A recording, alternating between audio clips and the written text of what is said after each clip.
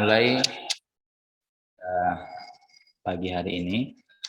Assalamualaikum warahmatullahi wabarakatuh. Waalaikumsalam warahmatullahi wabarakatuh. Alhamdulillahilladzi arsala rasulahu bil huda wa dinil haqq liyuzhirahu 'alad dini kullih wa kafa billahi syahida. Asyhadu an la ilaha illallah wahdahu la syarikalah wa asyhadu anna Muhammadan 'abduhu wa rasuluh alladzi la nabiyya ba'da.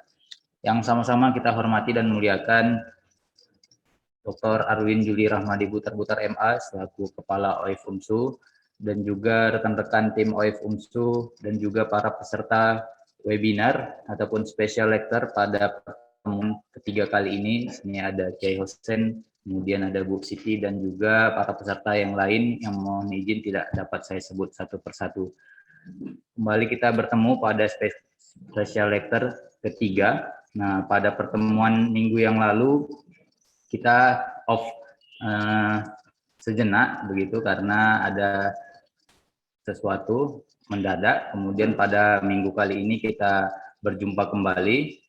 Nah, nanti di sini akan disampaikan langsung oleh Dr. Arwin selaku narasumber, yaitu tema yang berjudul hierarki dan klasifikasi astronomi di peradaban Islam. Nah, untuk memulai acara pada pagi hari ini, mari sama-sama kita berserah diri kepada Allah seraya mengucapkan basmalah. Bismillahirrahmanirrahim. Mungkin langsung saja kepada Dr. Arwin Juli Rahmadi Butar MA. Beliau kami persilahkan dengan segala hormat. Baik, terima kasih. Saya langsung share screen ya.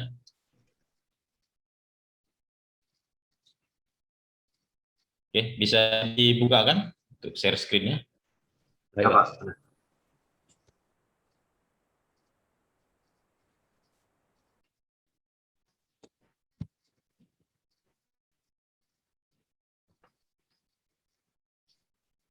Baik, bismillah, alhamdulillah, wassalatu wassalamu ala rasulillah sallallahu alaihi wasallam wa ala alihi wa sahbihi wa mawalah. Ayuhal ikhwah wal akhwat, uhayyikum bittahiyyah, assalamu alaikum warahmatullahi wabarakatuh. Terima kasih pada Saudara Muhammad Hidayat yang telah memberi waktu dan kesempatan. Yang saya hormati rekan-rekan semua yang telah bergabung, terutama dan teristimewa. Tadi saya melihat ada Pak Kiai Hussein, ada Bu Siti, ada Mbak Nur tadi, yang nama-nama itu tidak asing dalam segenap aktivitas dan kegiatan OIF UNSU sehari-hari. Terima kasih atas kehadiran partisipasinya. Baik, seperti disampaikan oleh moderator tadi, materi special lecture atau kuliah khusus kita pada pertemuan yang ketiga ini bertemakan tentang hierarki dan klasifikasi astronomi di dunia Islam atau di peradaban Islam. Yang mana ini adalah kuliah ketiga dari 14 rangkaian kuliah yang insya Allah akan saya sampaikan nantinya. Gitu. Baik, langsung saja saya mulai. Sekedar pengantar atau prolog terkait dengan latar belakang materi kita atau kuliah kita pada hari ini.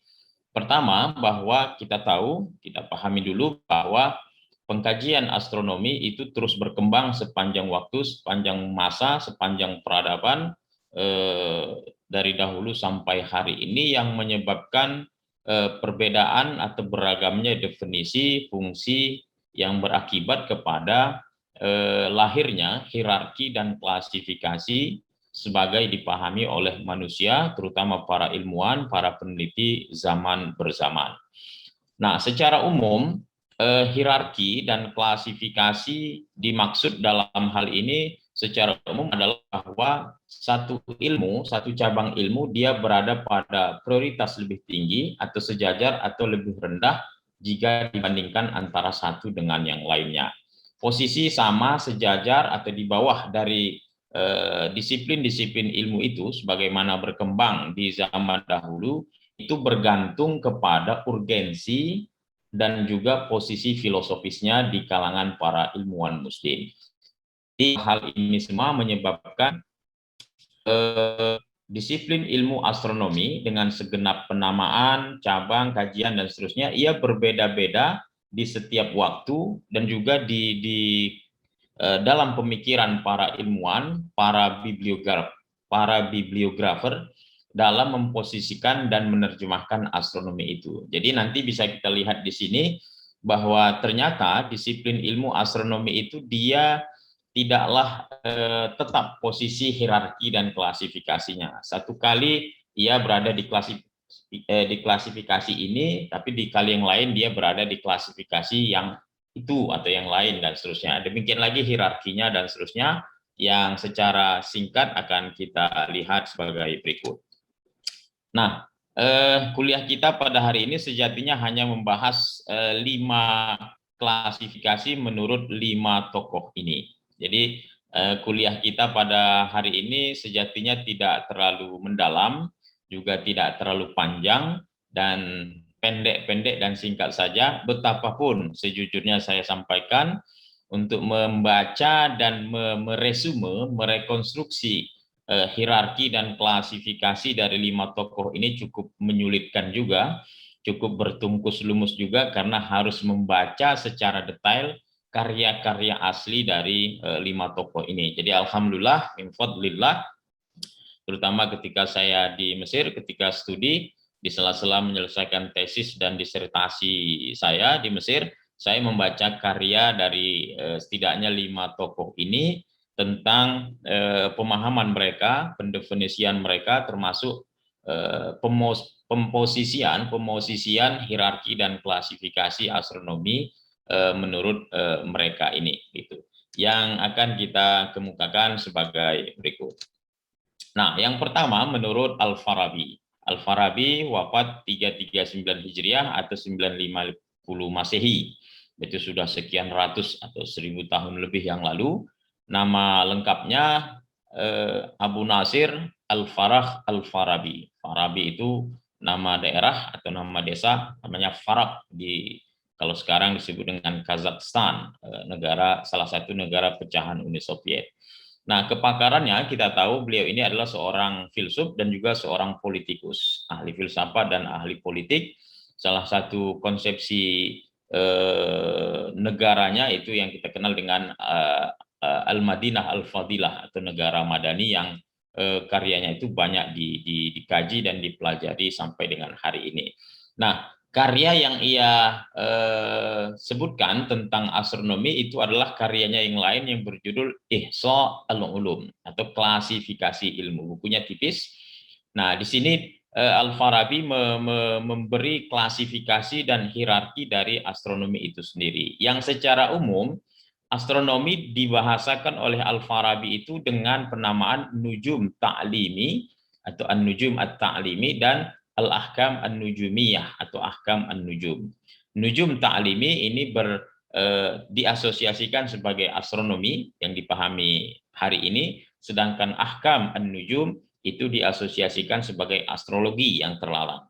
Jadi Al-Farabi di abad keempat Hijriah, dia belum menggunakan terminologi ilmu falak atau ilmu hay'ah atau astronomi sebagaimana berkembang di peradaban Yunani gitu. Nah, klasifikasi Al-Farabi ini bisa dilihat. Jadi secara umum hierarki keilmuan astronomi itu bisa kita lihat dalam skema berikut. Jadi keilmuan paling tinggi itu, maksudnya antara ilmu astronomi dengan astrologi, itu disebut dengan ilmu at-ta'limi. Di bawahnya cabangnya itulah masuk dia ahkam an-nujum atau yang hari ini disebut dengan astrologi. Lalu di bawahnya lagi, di bawah dari ilmu at-ta'limi itu ilmu nujum at-ta'limi. Ini saya lupa menuliskan an-nujumnya.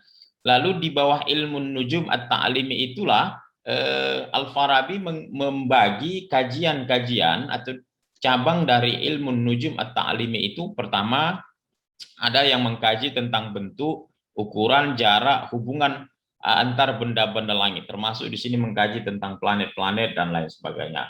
Lalu masuk kajian yang khusus membahas tentang kuantitas gerak benda-benda langit. Jadi tentang pergerakannya, tentang jumlahnya, tentang peredarannya dan seterusnya. Lalu juga ada yang mengkaji tentang bumi, tentang iklim, tentang cuaca, tentang badai dan seterusnya, yang hari ini disebut dengan disiplin ilmu geografi, kira-kira begitu. Jadi ini bisa kita lihat bahwa Al-Farabi memposisikan secara tegas bahwa antara astrologi dengan astronomi itu sudah berbeda. Jadi sekup dan kajiannya itu sudah berbeda. Ini menurut Al-Farabi. Nah, yang kedua menurut Al-Khwarizmi. Nah, minggu lalu sudah saya beri catatan, Al-Khwarizmi di sini yang dimaksud adalah Al-Khwarizmi Al-Katib, bukan Al-Khwarizmi Riyadi, bukan ahli matematika yang ahli aljabar itu berbeda lagi. Karena Khwarizm itu adalah nama daerah atau Khiva yang hari ini kalau saya tidak salah itu adalah Uzbekistan.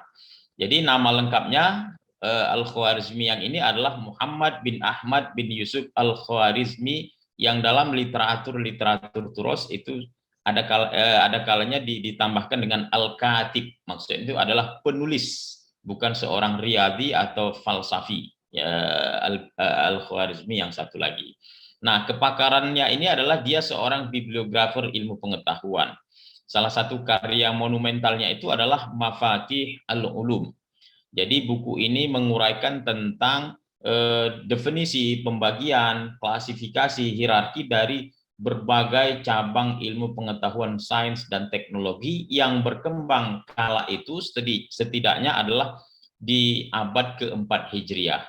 Jadi bisa dibayangkan di abad keempat Hijriah atau di abad ke-10 Masehi, Al-Khwarizmi sudah membagi, sudah meneliti, mengklasifikasi, menghierarki berbagai disiplin ilmu pengetahuan yang berkembang kala itu. Nah, dalam hal ini, dalam karyanya ini Al-Khwarizmi menamakan astronomi itu dengan dua penamaan, yaitu Hay'ah dan Tanjim. Hay'ah itulah dia astronomi, sedangkan Tanjim itu adalah astrologi. Nah, ini bisa kita lihat klasifikasinya. Jadi secara tegas di sini Al-Khwarizmi sudah membedakan antara Tanjim dengan Hay'ah gitu. Antara Tanjim dengan Hay'ah.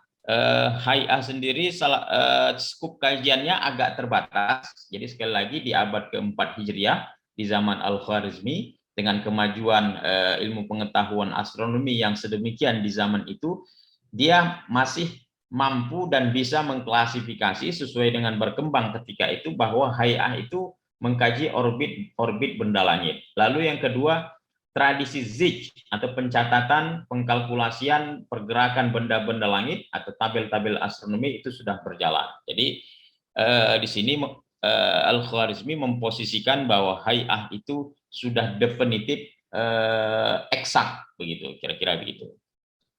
Ini Al-Khwarizmi.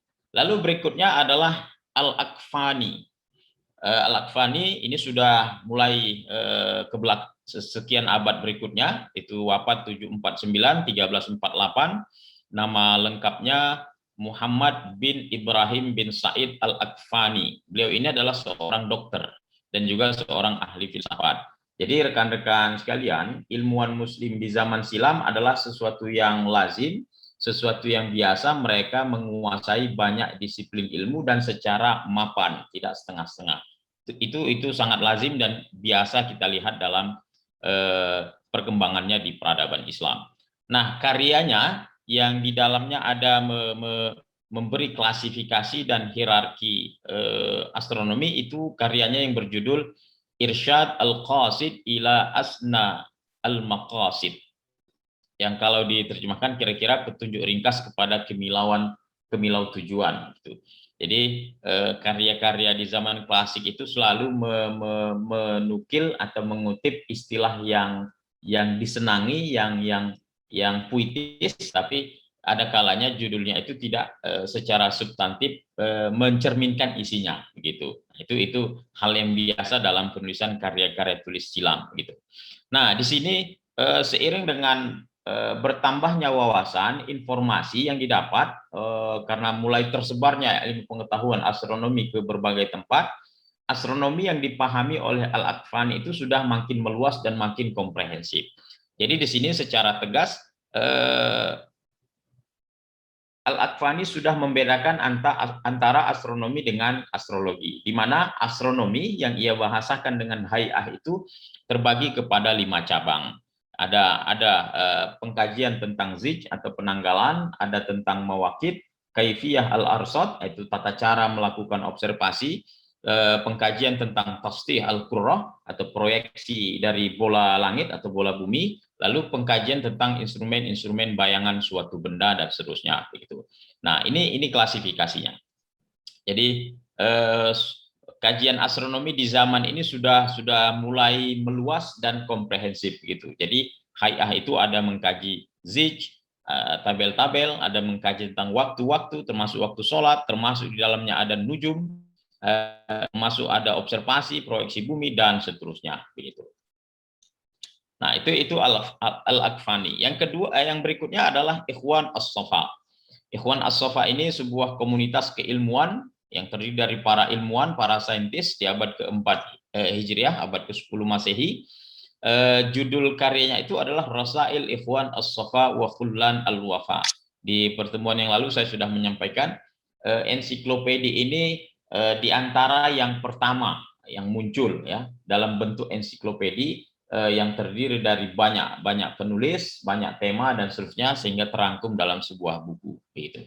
Nah, bidang kajian dalam buku ini adalah tentang sains, di mana Ikhwan As-Safa memposisikan bahwa astronomi itu berada di bawah rumpun ilmu matematika, sedangkan matematika sendiri berada di bawah rumpun filsafat. Jadi di komunitas ini pengkajiannya sudah sangat komprehensif, sudah dikaji secara filosofis. Kalau tokoh-tokoh yang sebelumnya tadi lebih pengkajiannya itu definitif dan formatif.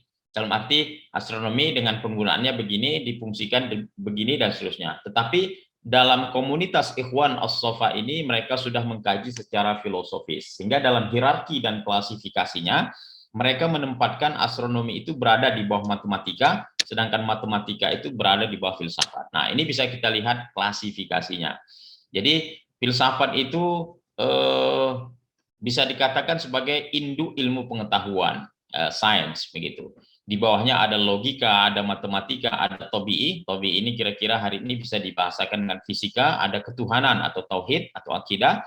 Lalu di bawah matematika itu ada aritmetika. Nah, ini di lecture yang pertama yang pernah ditanyakan Pak Kiai Hussein, aritmatika ini dalam bahasa Arabnya ilmu hisab. Begitu. Lalu ada geometri, ada astronomi, ada nujum dan ada musik. Jadi di sini diposisikan antara ilmu hisab, geometri, astronomi, nujum atau astrologi dan ilmu musik itu satu klasifikasi atau satu hierarki. Yang dia semuanya berada di bawah cabang matematika. Jadi di zaman peradaban Islam musik itu masuk dalam disiplin ilmu eksakta. Kalau hari ini musik sudah diposisikan sebagai disiplin ilmu seni gitu ya, ilmu budaya dan seterusnya gitu. Jadi ilmu hisab itu disiplin ilmu tersendiri yang berjalan sendiri. Geometri juga demikian, astronomi juga demikian, astrologi juga demikian, musik juga demikian begitu. Ini menurut Ikhwan As-Safa. Nah, ini pembagian tadi nujum tadi juga terbagi kepada pembahasan lain. Nah, ini yang agak unik ya. Nujum di sini juga dipahami kajiannya, skup kajiannya itu juga membahas tentang orbit-orbit benda langit. Nujum juga membahas tentang zij atau tabel-tabel astronomis, tabel-tabel peredaran benda-benda langit. Juga mengkaji tentang eskatologi atau ilmul kaun wal fasad. Yang di bawahnya itu adalah astronomi yudisial yang dibahasakan hari ini dengan astrologi yang terlarang itu. Jadi di pertemuan pertama saya sudah menjelaskan bahwa ada kalanya astrologi dan astronomi itu sama ya, karena objeknya sama. Misalnya mengkaji orbit-orbit. Di dalamnya ada perhitungan kalkulasi atau zij.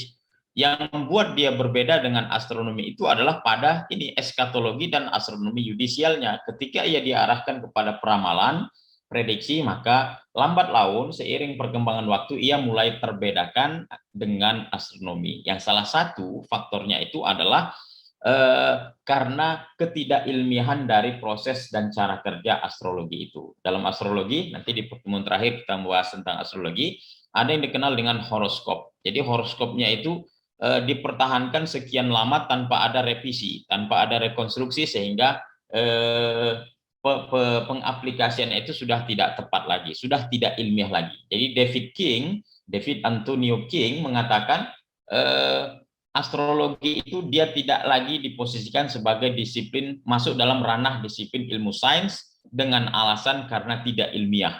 Jadi kalau dalam Islam ia tidak masuk karena bernuansa astrologi atau peramalan begitu. Jadi seiring dengan perkembangan waktu ia mulai terpisah dari disiplin ilmu sains begitu. Nah, berikutnya ini yang terakhir menurut Ibnu Khaldun. Nah, Ibnu Khaldun rajulun ma'ruf fil alam, nama lengkapnya Abdurrahman bin Muhammad bin Khaldun. Wafat 50 Hijriah atau 1405. Kepakarannya itu adalah sejarah dan sosiologi. Dia dikenal juga dengan bapak sosiologi.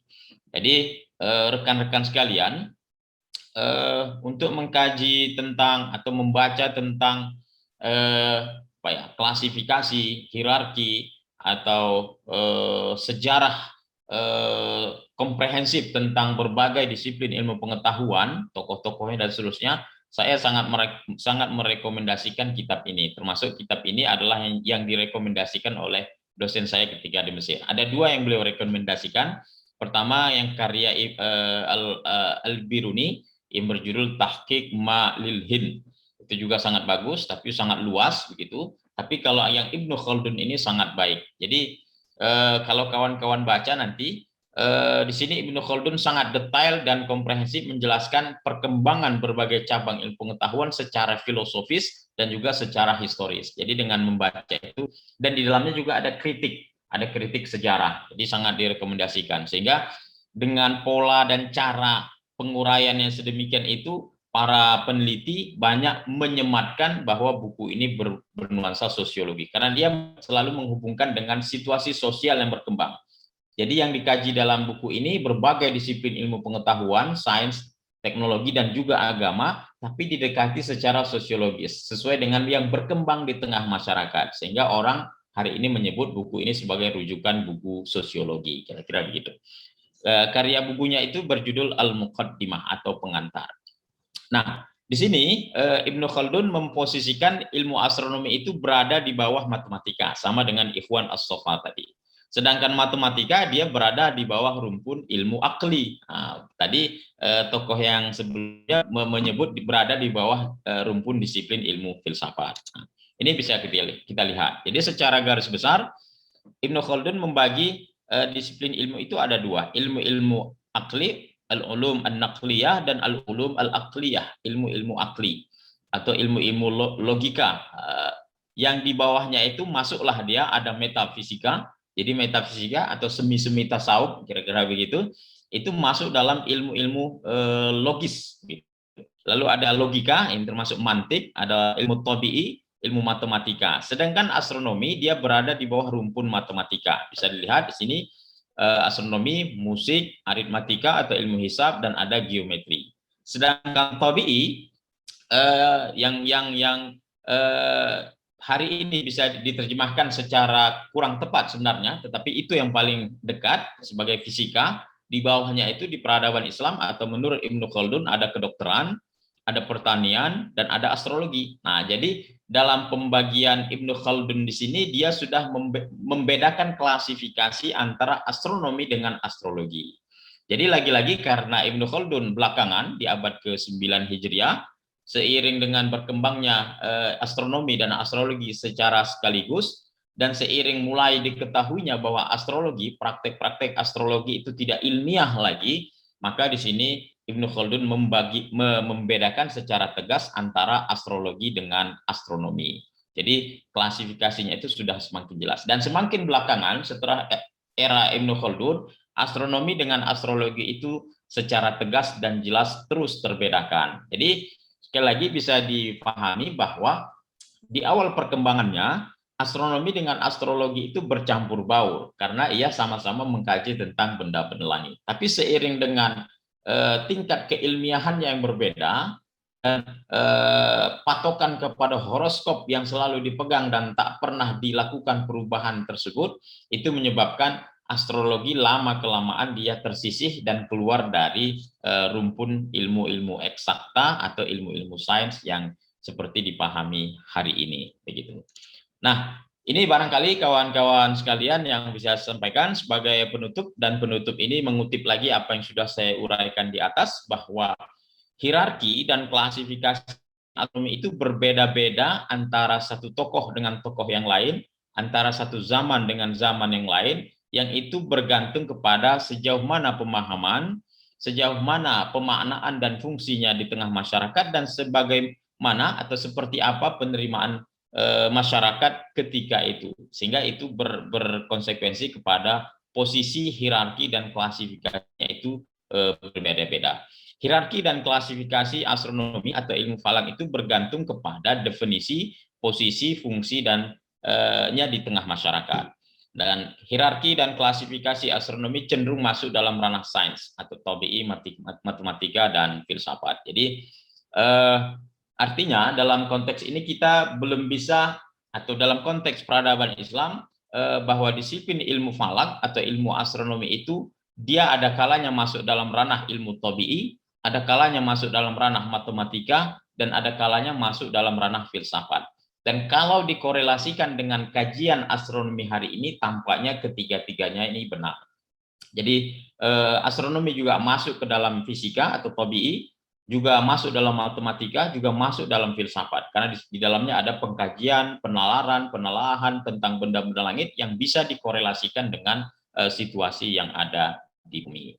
Itu barangkali rekan-rekan sekalian yang bisa saya sampaikan. Seperti saya kemukakan di awal tadi, kajian ini hanya singkat dan pendek saja, hanya sekedar ingin menjelaskan bahwa hierarki dan klasifikasi astronomi atau ilmu falak yang berkembang di peradaban Islam, ia sangat dinamis, berbeda antara satu tokoh dengan tokoh yang lain, antara satu masyarakat dengan masyarakat yang lain, bergantung dengan definisi, fungsi, dan keberadaannya di tengah masyarakat. Demikian saya kembalikan kepada moderator, lebih dan kurang mohon maaf. Assalamualaikum warahmatullahi wabarakatuh. Waalaikumsalam warahmatullahi wabarakatuh. Wah, sangat menarik atas materi yang disampaikan oleh Dr. Arwin tadi. Banyak informasi-informasi atau wawasan yang baru bagi kita. Jadi ini sebagai nutrisi keilmuan di pagi hari, selain perut yang diisi nutrisi. Nah ini pikiran kita juga harus selalu diisi nutrisi yang baik, kira-kira begitu. Nah tadi banyak catatan ataupun poin-poin yang menarik tadi.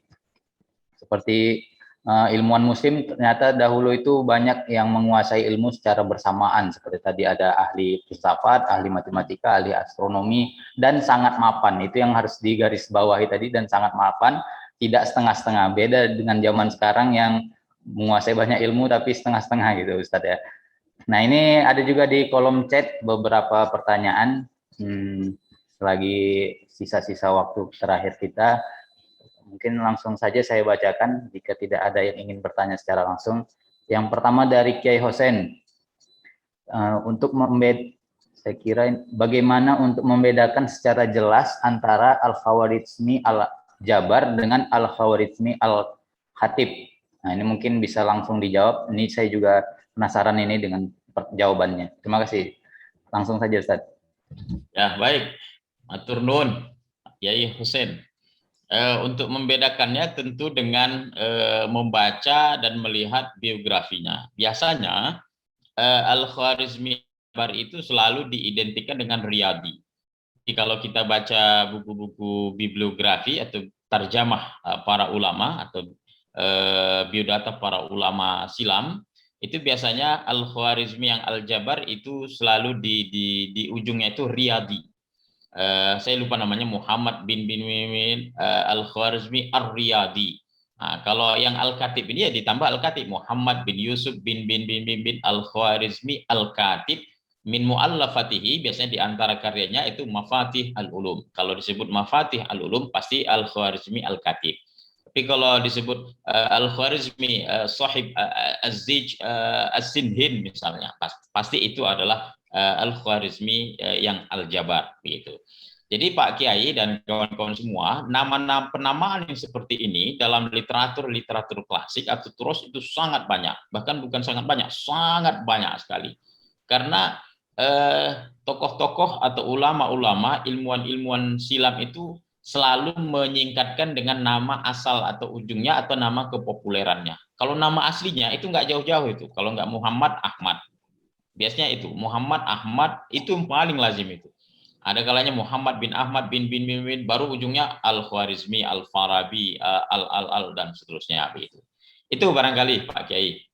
Untuk lebih jelasnya, untuk membedakan atau untuk mengetahui Al-Khwarizmi Al-Jabar, saya sudah menulisnya Pak Kiai di buku saya yang berjudul Astronom Muslim Sepanjang Sejarah Peradaban Islam. Itu sudah cukup panjang lebar dan dengan merujuk berbagai literatur. Silahkan dibaca, strip dibeli Pak Kiai. Terima kasih Pak Dokter. Ya, itu memang kesulitan saya pribadi lah, terutama ketika harus membedakan dua nama itu. Jadi ya, betul. Satu lagi Pak Kiai dan kawan-kawan, membedakan itu dari tahun wafatnya. Itu Al-Khwarizmi Al-Jabar dia lebih dulu. Al-Khwarizmi Al-Jabar dia tahun 200 sekian. Kalau Al-Khwarizmi Al-Khatib ini 38 sekian. Itu satunya tahun wafatnya. Jadi perbedaan antara abad ketiga dengan abad keempat. Gitu. Lebih dulu Al-Khwarizmi Al-Jabar, yang itu lebih dulu. Ya, terima kasih Pak Dokter. Siap Pak Kiai. Ya, terima kasih atas jawabannya tadi dari Pak Arwin. Kemudian kita mungkin langsung saja ini ke pertanyaan berikutnya dari Ustadz Lutfi Fuadi. Apa maksud mudah dari pemaknaan tabi'i, atau apa yang lebih mudah dipahami dari pemaknaan tabi'i? Kenapa kedokteran dan pertanian masuk tabi'i? Tadi yang dari Ibnu Khaldun, kalau nggak salah tadi, Ustadz. Langsung saja mungkin kepada Pak Arwin. Ya, baik. Seperti saya kemukakan tadi, definisi tabi'i dengan konteks kita hari ini, dengan di tengah definisi dan pemaknaan ilmu pengetahuan yang berkembang pada hari ini, saya melihat dan menilai tidak ada padanan yang tepat. Gitu. Apakah tadi saya mengatakan yang agak dekat itu ke fisika, tapi kalau dirunut ke fisika dalam konteks hari ini itu juga tidak terlalu tepat. Gitu. Jadi padanan yang paling tepat ya udah tabi'i. Tabi'i itu apa? Yang mengkaji tentang mengkaji kedokteran, mengkaji pertanian, mengkaji biologi, termasuk ada kalanya nanti mengkaji matematika, itu semua disebut dengan ilmu tabi'i. Tabi'i itu kan berasal dari kata kalau bahasa Indonesia tabiat, itu tradisi atau alamiah atau proses alami, proses berjalannya sesuatu di zaman itu dan seterusnya, itu disebut dengan tabi'i atau tabiat itu. Lalu kenapa kedokteran dan pertanian masuk tabi'i? Ini bisa dikorelasikan karena memang dalam dunia pertanian itu juga ada unsur medisnya, misalkan tanam-tanaman yang bernuansa obat, misalnya tumbuh-tumbuhan, proses tumbuh-tumbuhan yang berkaitan dengan pengobatan, dengan penyakit dan seterusnya. Jadi keduanya diposisikan satu hierarki atau klasifikasi dan berunut begitu. Secara umum semua disiplin ilmu pengetahuan itu saling terkait, tetapi antara satu dengan yang lain ada kaitan eratnya. Dalam hal ini kedokteran dan pertanian dia masuk dalam ilmu tabi'i karena dia mengkaji kehidupan yang bersifat alami. Yang bersifat alami itu bergantung terkait dengan situasi sosial masyarakat dan juga alam gitu. Alam, langit, fenomena benda langit yang dengan pengaruhnya yang ada di bumi, dengan tanam-tanaman, tumbuhan dan seterusnya. Jadi ia diposisikan demikian gitu. Jadi yang saya tangkap korelasinya demikian. Betapapun detailnya itu ada dalam penjelasan kitab-kitab yang saya sebutkan tadi. Jadi sekali lagi dalam merumuskan materi ini, termasuk karena yang sudah saya tuangkan dalam karya saya hanya membaca, mengambil sudut hierarki dan klasifikasinya. Ia dimasukkan kemana, definisinya apa, dan dia dimasukkan di mana, jalurnya kemana, lalu ke bawahnya apa-apa, dan seterusnya. Pengembangan lebih lanjutnya itu tidak atau belum saya baca, karena memang membutuhkan waktu yang panjang dan perjuangan yang cukup ekstra dalam membaca karya-karya Turos, karena berbeda membaca karya-karya Turos klasik, apalagi Turos di bidang sains, dengan membaca karya-karya yang kontemporer dalam bahasa Arab maupun bahasa Indonesia. Itu barangkali. Ya, saya kira sudah cukup jelas. Atau Pak Lutfi, Pak Adi ingin memberi tanggapan? Saya kira jawaban tadi sudah cukup jelas terkait dengan pertanyaannya. Di sini kira-kira ada yang ingin bertanya lagi di sisa-sisa waktu kita terakhir terkait dengan materi yang telah disampaikan. Nah, jadi tayangan ini juga nanti akan di-upload di YouTube. Nah, ini mohon juga nanti bisa di-subscribe jika konten ini sekira bermanfaat. Jadi semakin semangat nanti untuk tim OIF memberikan konten-konten yang bersifat astronomis. Materinya nggak bisa di-share, Mas? Ya, Ustaz. Materinya bisa di-share ya? Bisa, nanti insya nanti di webnya nanti akan kita upload juga. Jadi bisa berkunjung juga ke web oifumsu.ac.id. Nah, nanti insya Allah nanti akan kita upload semua materi special lecture di website tersebut. Siap, Pak Yai. Pokoknya apa yang Pak Yai kita siapkan lah. Nah, ini tadi mungkin sedikit tadi Pak Arin tadi yang para ilmuwan itu ilmunya itu banyak yang bersamaan dan juga sangat mapan gitu. Kira-kira untuk generasi sekarang itu apa rahasianya? Kenapa ilmuwan muslim itu bisa punya banyak ilmu tapi sangat mapan? Beda dengan zaman sekarang setengah-setengah gitu. Dan malah diprioritaskan harus satu ilmu saja kalau di zaman sekarang. Apa yang membuat kita itu terkendala, tidak bisa menjadi ilmuwan muslim yang terdahulu? Mungkin sedikit saja. Ya, baik. Pertanyaan bagus. Saya kira banyak hal dan banyak faktor gitu. Di antaranya sudah saya rinci itu persis di pertemuan kita yang lalu, yaitu adanya etos yang dimiliki oleh para ilmuwan muslim gitu. Nah, selain etos-etos yang sudah saya lakukan di pertemuan minggu lalu juga adalah karena situasi sosial, keadaan masyarakat dan dinamika atau ruh masyarakat ketika itu berbeda dengan hari ini. Misalnya ulama ketika itu atau ilmuwan ketika itu sangat diakses, tidak banyak proses, tidak banyak birokrasi. Untuk menemui seorang ulama, seorang ilmuwan itu sangat mudah. Kalau hari ini untuk menemui ilmuwan atau ulama itu agak susah. Kalau di WA kadang lama dibalas, kalau minta janji jumpa kadang-kadang payah kali ketemunya, harus cari betul-betul celah waktu yang memungkinkan. Gitu. Itu satu.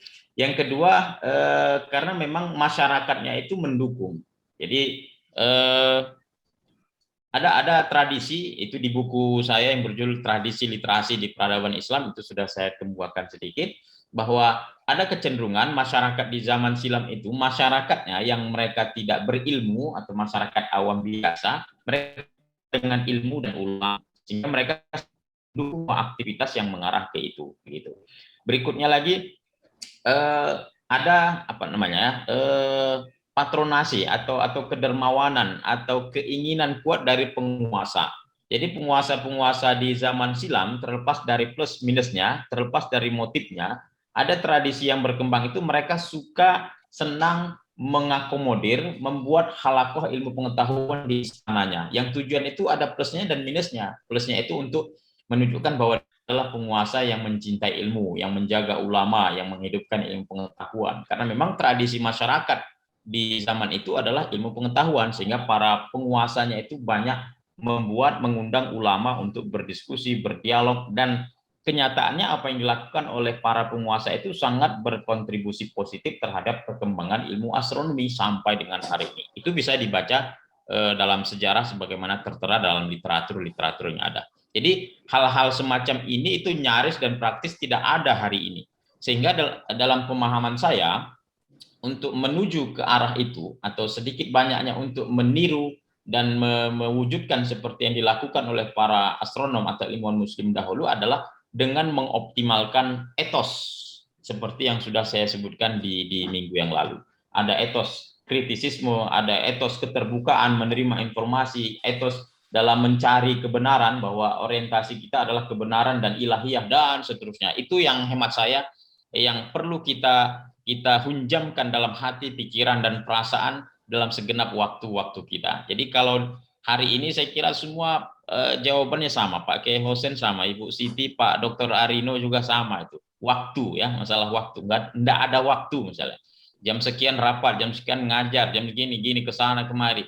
Itu sudah rutinitas yang tidak bisa dibantah, tidak bisa dihilangkan. Jadi situlah yang saya maksud, etos kita itu bagaimana, memanage sedemikian rupa itu seperti apa. Nah, minggu lalu saya sudah menjawab pertanyaan Ibu Siti. Salah satunya adalah caranya saya langsung bilang ke Pak Rektor saya jangan kasih mata kuliah banyak-banyak begitu.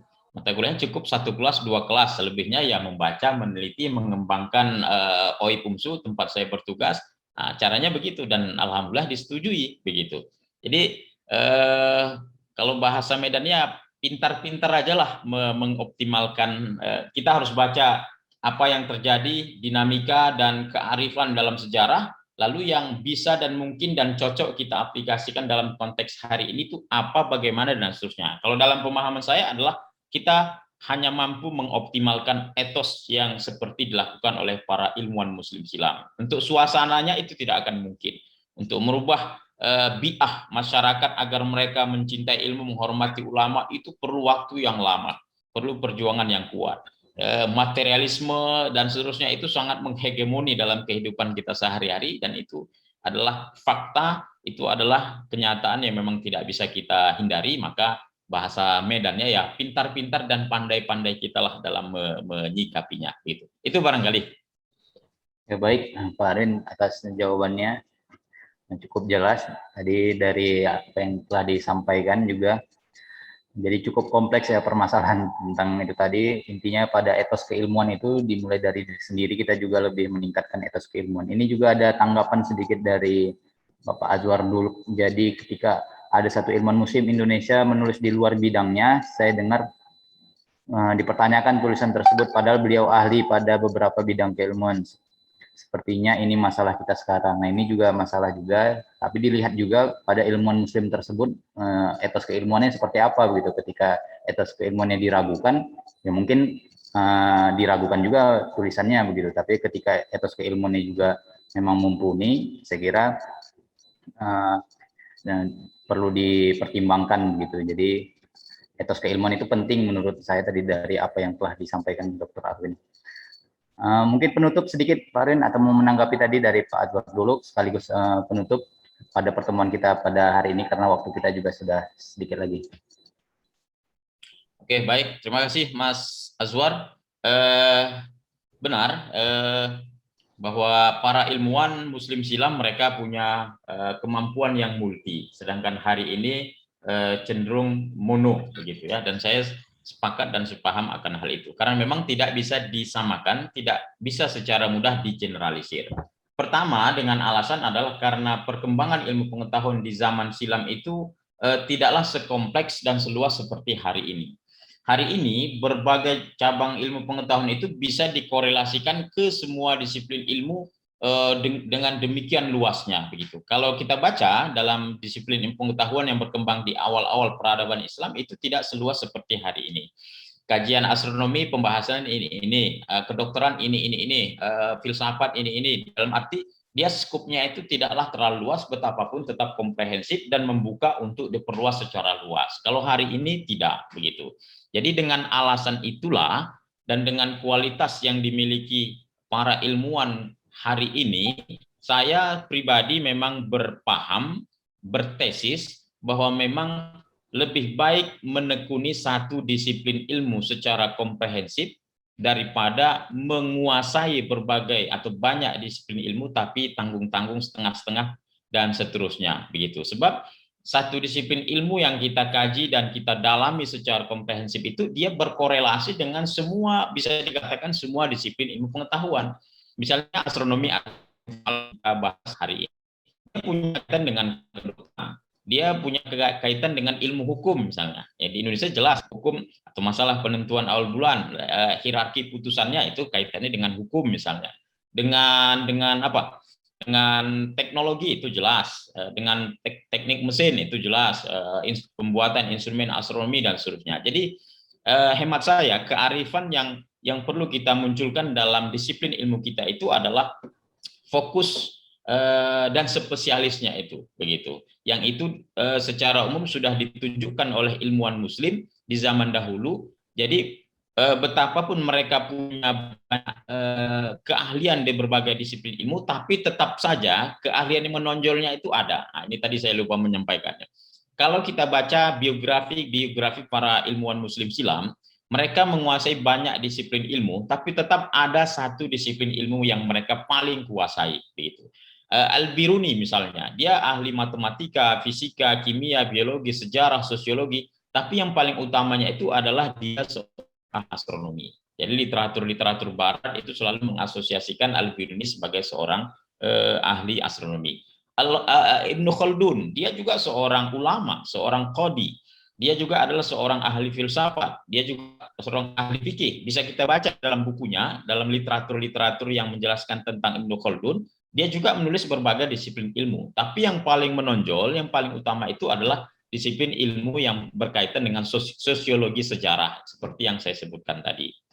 Itu barangkali Mas Azwar, intinya adalah banyak faktor tentu, dikotomi iya, distorsi juga iya, keabaian kita terhadap sejarah juga iya, dan juga kualitas yang berbeda antara dahulu dengan sekarang itu juga menjadi faktor yang mau tidak mau kita harus menjurus kepada satu saja atau beberapa saja disiplin pengetahuan, tapi dijalani, dikaji secara komprehensif.